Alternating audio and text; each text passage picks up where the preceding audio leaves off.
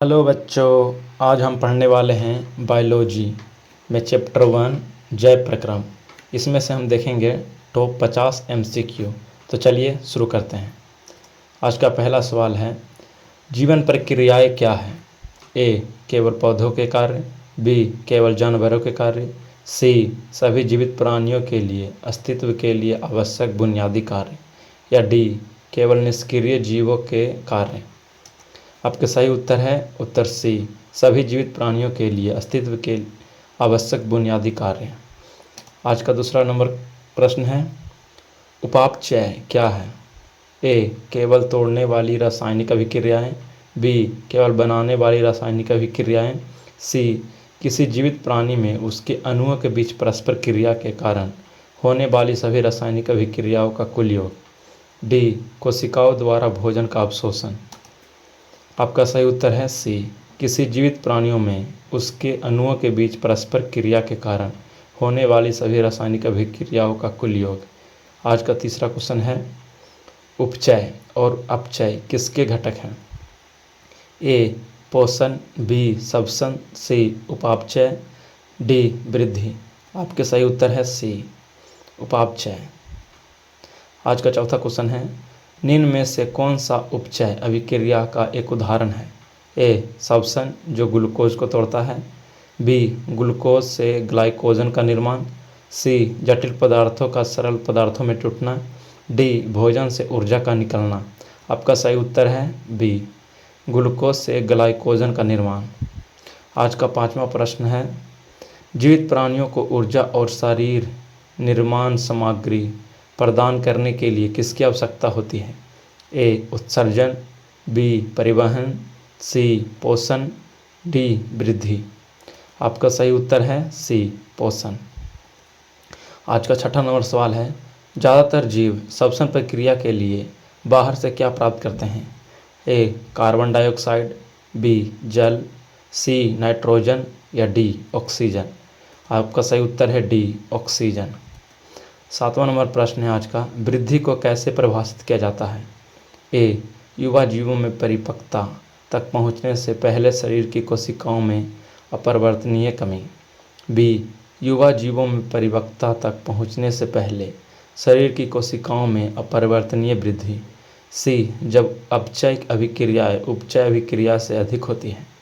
D, केवल पौधों में होने वाली एक प्रक्रिया।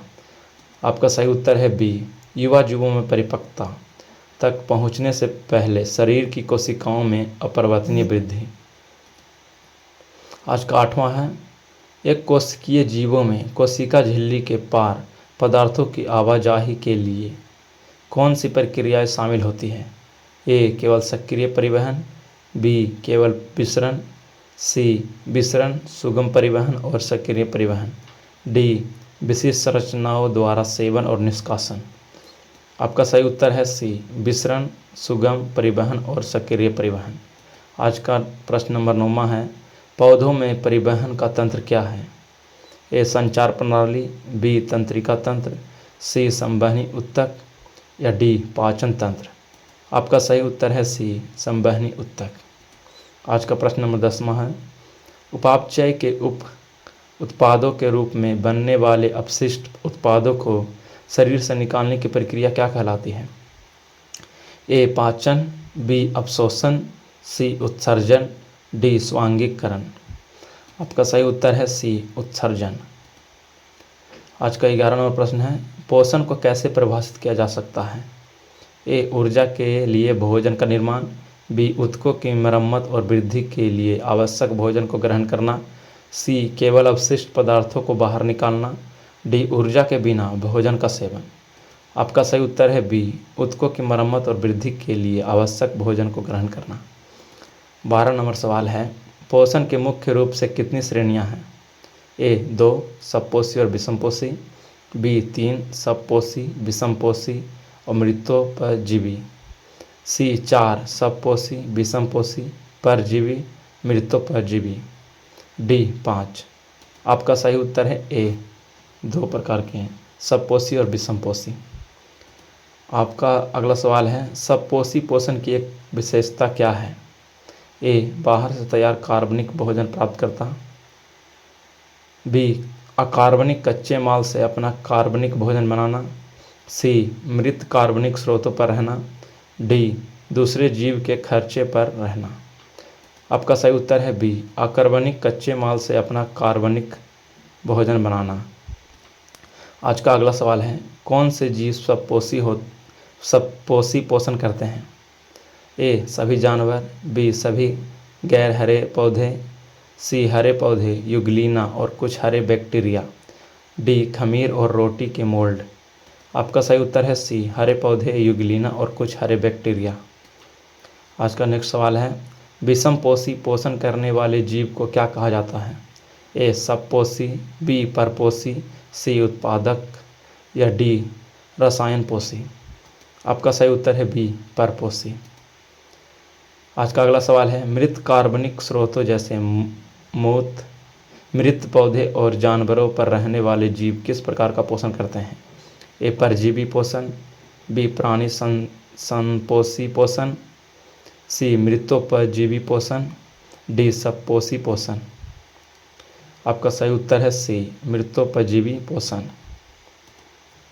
आज का अगला सवाल है, कुस्कुटा और एस्केरिस किसके उदाहरण हैं? ए मृतोपजीवी पोषण, बी परजीवी पोषण, सी प्राणी संपोषी पोषण या डी सबपोषी पोषण। आपका सही उत्तर है बी परजीवी पोषण। आज का अगला सवाल है, ठोस भोजन का सेवन किस प्रकार के पोषण में शामिल है? ए मृतोपजीवी पोषण, बी परजीवी पोषण, सी प्राणी संपोषी पोषण अंतर्ग्रहण पोषण या डी सबपोषी पोषण। आपका सही जवाब है सी प्राणी संपोषी पोषण अंतर्ग्रहण पोषण। अगला सवाल है, प्राणी संपोषी पोषण में कितने चरण होते हैं? ए 3, बी 4, सी 5 या डी 6। आपका सही उत्तर है सी 5। अगला सवाल है आज का, अवशोषित भोजन सामग्री का उपयोग ऊर्जा प्राप्त करने और कोशिकाओं की मरम्मत और वृद्धि के लिए नए घटकों के निर्माण में किस प्रक्रिया के तहत किया जाता है? ए अंतर्ग्रहण, बी पाचन, सी अवशोषण या डी स्वांगीकरण। आपका सही उत्तर है डी स्वांगीकरण। अगला क्वेश्चन है, अमीबा जैसे एक कोशिकीय जीवों में पाचन किस प्रकार का होता है? ए बाह्य कोशिकीय पाचन, बी अंतरकोशिकीय पाचन, सी परजीवी पाचन या डी मृतोपजीवी पाचन। आपका सही उत्तर है बी अंतरकोशिकीय पाचन। आज का अगला सवाल है, मानव में पाचन की प्रक्रिया कहाँ से शुरू होती है? ए पेट, बी छोटी आंत, सी मुख गुहा, डी बड़ी आंत। आपका सही उत्तर है सी मुख गुहा। आज का अगला सवाल है, लार में मौजूद कौन सा एंजाइम स्टार्च के रासायनिक पाचन का कारण बनता है? ए पेप्सिन, बी रेनिन, सी गैस्ट्रिक लाइपेज, डी लार एमाइलेज या टाइलिन। आपका सही उत्तर है डी लार एमाइलेज टाइलिन। नेक्स्ट सवाल है, पेट में आंशिक रूप से पचे हुए भोजन पर गैस्ट्रिक जूस द्वारा कार्य किया जाता है। गैस्ट्रिक जूस में कौन से एंजाइम होते हैं? ए केवल HCl, बी केवल पेप्सिन, सी HCl पेप्सिन रेनिन और गैस्ट्रिक लाइपेज, डी एमाइलेज और लाइपेज। आपका सही उत्तर है सी HCl पेप्सिन रेनिन और गैस्ट्रिक लाइपेज। आज का अगला सवाल है, पेट में पेप्सिन का क्या कार्य है? ए कार्बोहाइड्रेट को तोड़ना, बी वसा को तोड़ना, सी प्रोटीन को छोटे अणुओं में तोड़ना, डी भोजन को चाइम में बदलना। आपका सही उत्तर है सी प्रोटीन को छोटे अणुओं में तोड़ना। अगला सवाल है, छोटी आंत के अग्रभाग को क्या कहते हैं? ए इलियम, बी जेजुनम, डी ग्रहणी या सी ग्रहणी, डी कोलन। आपका सही उत्तर है सी ग्रहणी।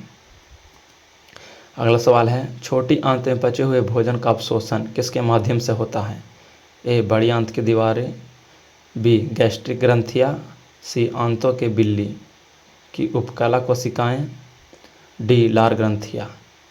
आपका सही उत्तर है सी आंतों के बिल्ली की उपकला कोशिकाएं। अगला सवाल है आपका आज का, बड़ी आंत में कौन सी प्रक्रिया नहीं होती है? ए बलगम का स्राव, बी जल का अवशोषण, सी भोजन का पाचन, डी अपचित पदार्थ का निष्कासन। आपका सही उत्तर है सी भोजन का पाचन। नेक्स्ट सवाल है दंत क्षय किसके कारण होता है?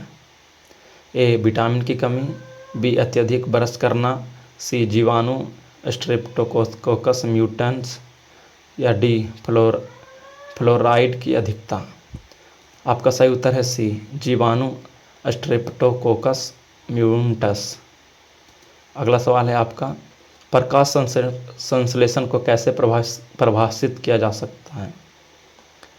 ए एक उपचय प्रक्रिया जिसमें पौधे जटिल कार्बनिक पदार्थों को तोड़ते हैं, बी एक उपचय प्रक्रिया जिसमें हरे पौधे सरल अकार्बनिक यौगिक से भोजन बनाते हैं, सी एक प्रक्रिया जिसमें रासायनिक ऊर्जा को प्रकाश ऊर्जा में परिवर्तित किया जाता है, या डी केवल रात में होने वाली एक प्रक्रिया।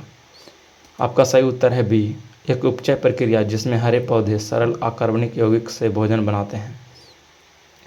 नेक्स्ट सवाल है प्रकाश संश्लेषण के लिए आवश्यक हरा वर्णक कौन सा है?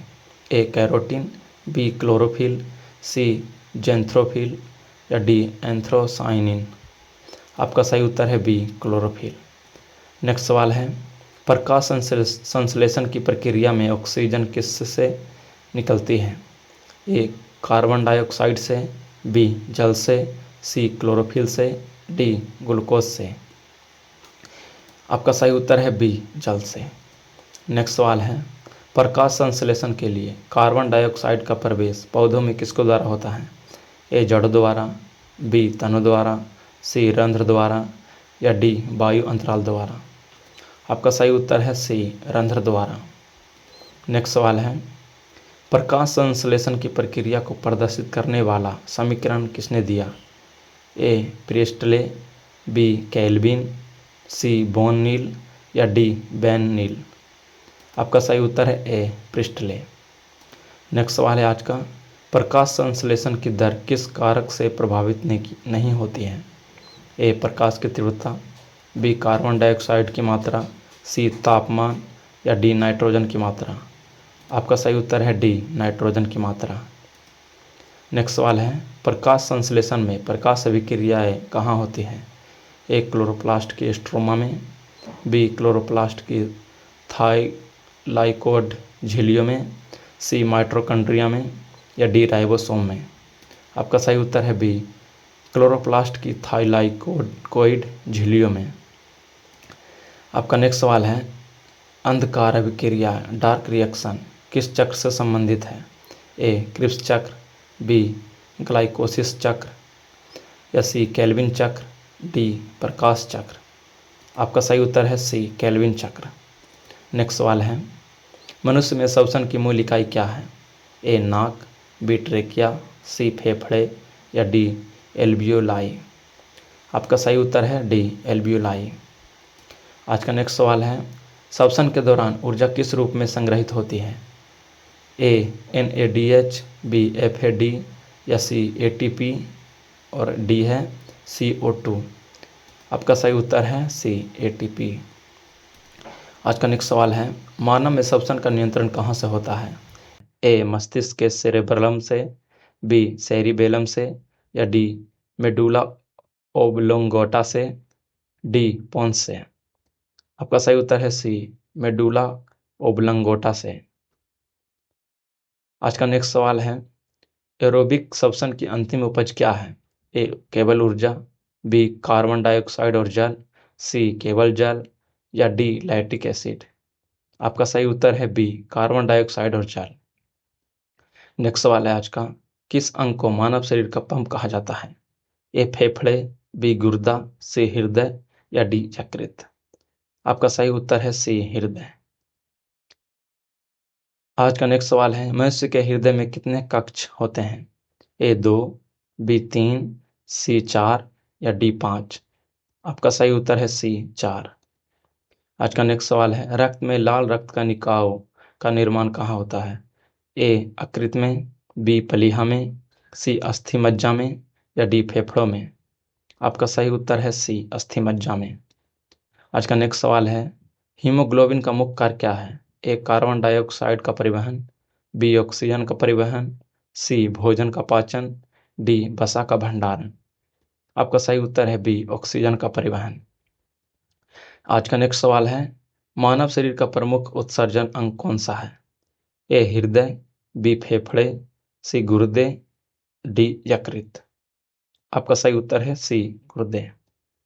नेक्स्ट सवाल, गुर्दे की क्रियात्मक इकाई क्या कहलाती है? ए न्यूरॉन, बी नेफ्रॉन, सी नलिका या डी बिल्ली।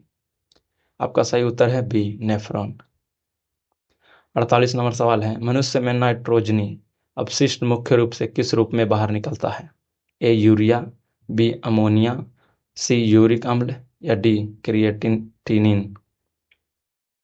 आपका सही उत्तर है ए यूरिया। आज का नेक्स्ट सवाल है, मानव में स्वेद ग्रंथियां किसके उत्सर्जन में सहायक होती है? ए केवल जल, बी जल और लवण, सी कार्बन डाइऑक्साइड, डी ऑक्सीजन। आपका सही उत्तर है बी जल और लवण। आज का आखिरी सवाल है, जिसको जवाब आपको कमेंट में देना है। जीवन प्रक्रियाओं में सबसे अंतिम प्रक्रिया कौन सी है? ए पाचन, बी परिवहन, सी उत्सर्जन और डी वृद्धि। इसका जवाब आप कमेंट में दे सकते हैं। अगर यह वीडियो आपको अच्छा लगता है तो लाइक, शेयर और कमेंट जरूर करें।